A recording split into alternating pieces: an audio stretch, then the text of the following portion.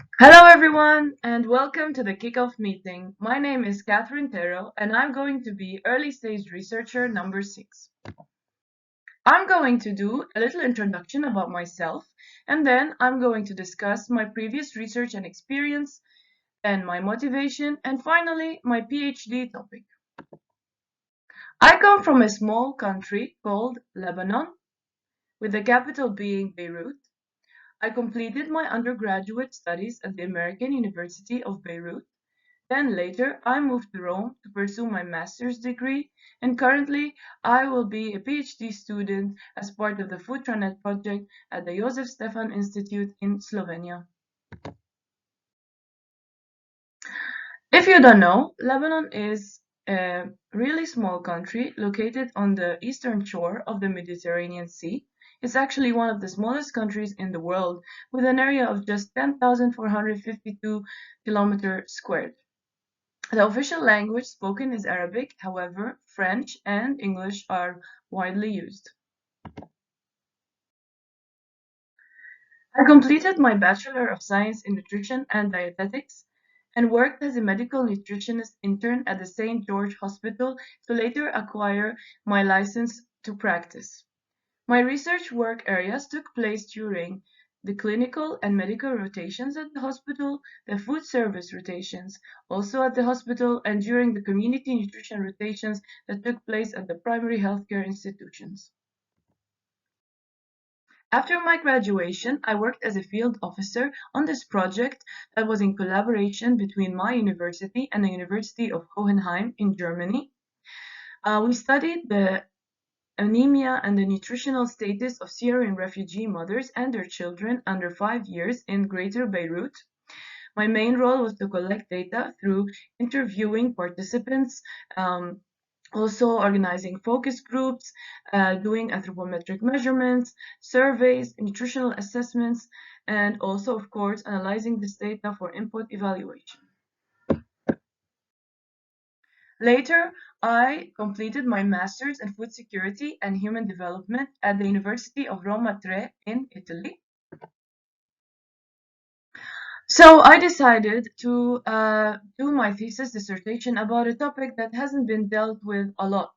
And it was about the orientation and the impacts of nutrition, diet, and food policies, specifically in the cases of Lebanon and Egypt.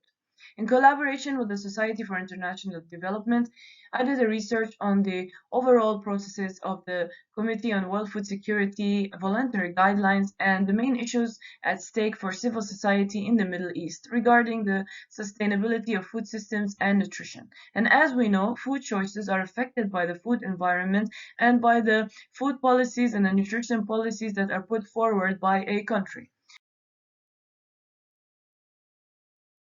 And so we noticed that this nutrition transition into unhealthy eating habits and into malnutrition could be contributed to the fact that the food and nutrition policies in Lebanon and Egypt seem to be missing or not enforced, and they also seem to be fragmented and not applied effectively. Hence, they did not correspond with the holistic concept of healthy and sustainable diets, which means that the government stakeholders and responsible bodies need to work on endorsing the CFS guidelines in order to promote the policy coherence and to reduce this fragmentation between sectors that impact food systems and nutrition, such as the agriculture, environment, health, and so on.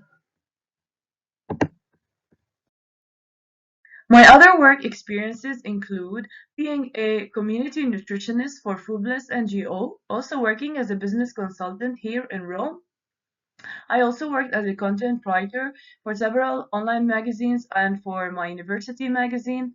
I also volunteered to be an English language tutor for an NGO that empowers Syrian refugees called Jusur.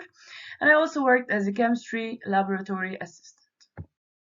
My motivation to join FoodTraNet stems from my passion for research work and teaching and my desire to improve and challenge myself.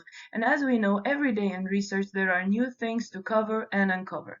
And also, I really want to embark on exciting opportunities to work abroad and network with researchers internationally and of course acquire world-class training that I know FoodTraNet will be able to provide. My topic is going to be about novel strategies for verifying food authenticity and building consumer trust. I will be working at the Department of Environmental Sciences at the Josef Stefan Institute in Slovenia, under the supervision of Dr. Nieves and Dr. Barbara. The importance of this topic stems from the increase of the amount of food fraud that has been happening recently. And so, what is food fraud? Food fraud is a dishonest act or omission relating to the production or the supply of food which is intended for personal gain or to cause a loss to another party. And the foods that are most susceptible to food fraud are usually foods that we consume on a regular basis, such as olive oil, fish, meat, grains such as rice, coffee, grape wine, spices such as saffron, honey, and many others. So, a food is authentic or genuine when it corresponds to the original conditions and the information on the label. So, it's food that is free from adulteration, especially with regards to composition, geographical origin, nature and varietal purity, and manufacturing methods.